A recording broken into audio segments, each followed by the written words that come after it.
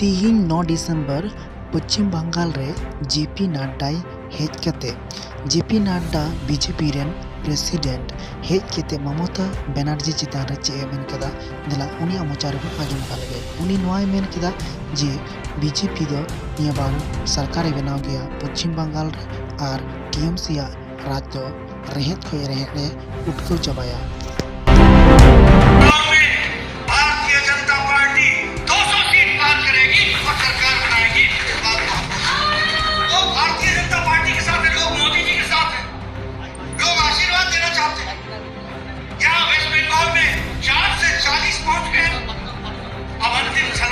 बाकी है और वो हम 2021 में आप लोगों के आशीर्वाद से लगाएंगे।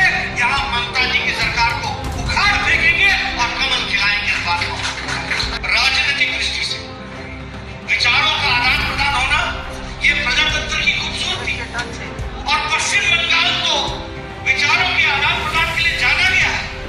लेकिन आज मैं देखता हूँ कि यहाँ एक टॉलरेंस किस तरीके से बढ़ता है।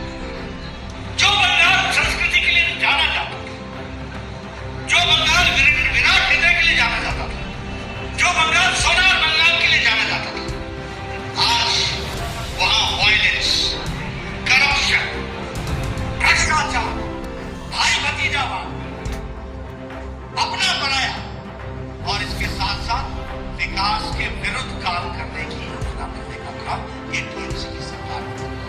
लेकिन 30 तारीख को ईद मनाने की छुट्टी और 30 के बाद आता है 5 अगस्त, जब भव्य राम मंदिर बन रहा होता है तो उस दिन कर्फ्यू लगा दिया जाता है। आप बताइए कि लॉकडाउन पहले लगेगा या बाद में लगेगा? लॉकडाउन तो पहले लगना था ना, तो 30 तारीख को तो खुला कर दिया। बहुत अच्छी बात है, कोई बुरी बात नहीं है। लोगों को ईद मनाना चाहिए, गले मिलना चाहिए, सारी बातें सही है। लेकिन 5 तारीख को लॉकडाउन क्यों लगाया?